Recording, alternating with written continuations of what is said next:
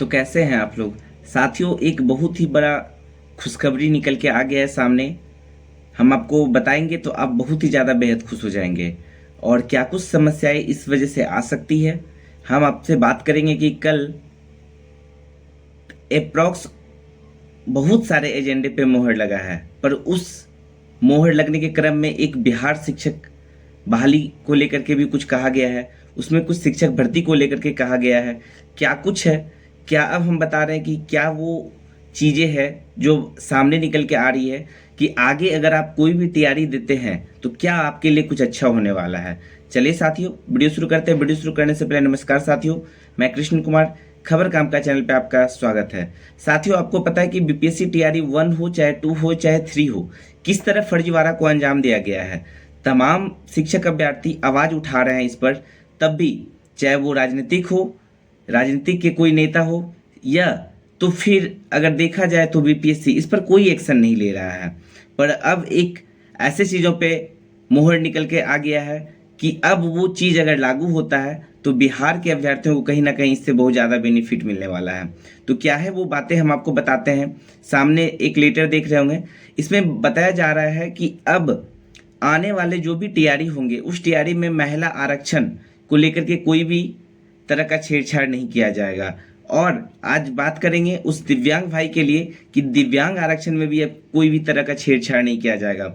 आपको पता होगा आंकड़ा कि चाहे वो टीआरई 1 का आंकड़ा हो, चाहे 2 का आंकड़ा हो या 3 का आंकड़ा हो, अगर आप दिव्यांग भाई का बात करेंगे तो बिहार से बहुत कम ही ऐसे बच्चे थे जो चयनित होते थे, और बाहरी राज्य वाले विद्यार्थी बहुत ज़्यादा चयनित हो जाते थे। तो ये कैसे होता था, क्या होता था, ये आपको अच्छे से पता है।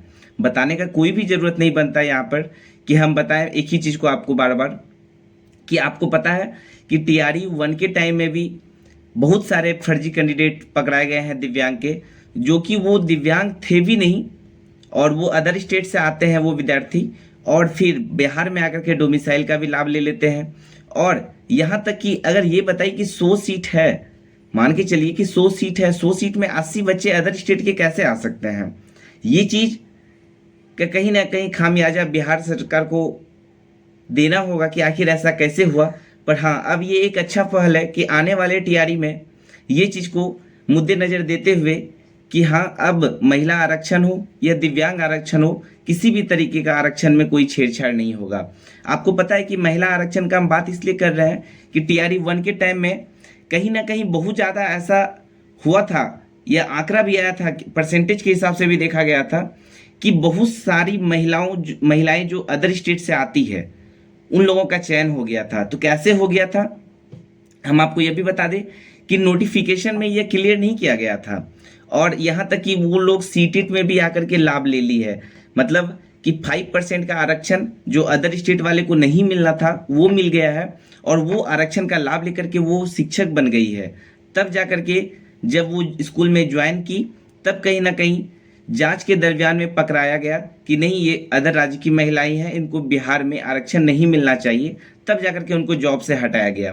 तो ये चीज़ अगर आप डॉक्यूमेंट वेरिफिकेशन के टाइम में कर लेते, ये चीज़ आप अगर नोटिफिकेशन के टाइम में कर लेते, कि आप नोटिफिकेशन जब विज्ञापन निकालते हैं किसी भी बहाली का, अगर उसमें अच्छी तरीके से सब कुछ दर्शाया जाए ताकि विद्यार्थी को वहीं पे भरोसा हो जाए, हाँ ये मेरे लिए फॉर्म नहीं है, हम इसके लिए एलिजिबल नहीं है, तो हम इस फॉर्म को ही नहीं फिलअप करेंगे।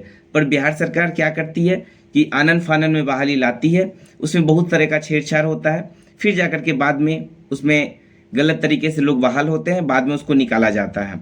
तो अब ये चीज़ को ध्यान में रखते हुए अब आगे इस पे मोहर लग गया है कि आगे महिला आरक्षण हो चाहे दिव्यांग आरक्षण हो, किसी भी तरीके का आरक्षण में अब छेड़छाड़ नहीं किया जाएगा। ये एक अच्छा पहल है। आने वाले टीआरई में इससे कहीं ना कहीं बिहार के अभ्यर्थियों को ही फायदा होने वाला है, और बिहार के अभ्यर्थियों को इसलिए हम बात कर रहे हैं फायदा होने का, ताकि बिहार के जो दिव्यांग हैं उनको ज़्यादा से ज़्यादा कहीं ना कहीं चयन होने का मौका मिलेगा। इसमें अदर राज्य के विद्यार्थी बहुत कम आएंगे। तो चलिए साथियों, ये कैसा पहल है आप तमाम लोग जरूर बताइएगा कमेंट के माध्यम से। मिलते हैं फिर नए वीडियो के साथ। धन्यवाद।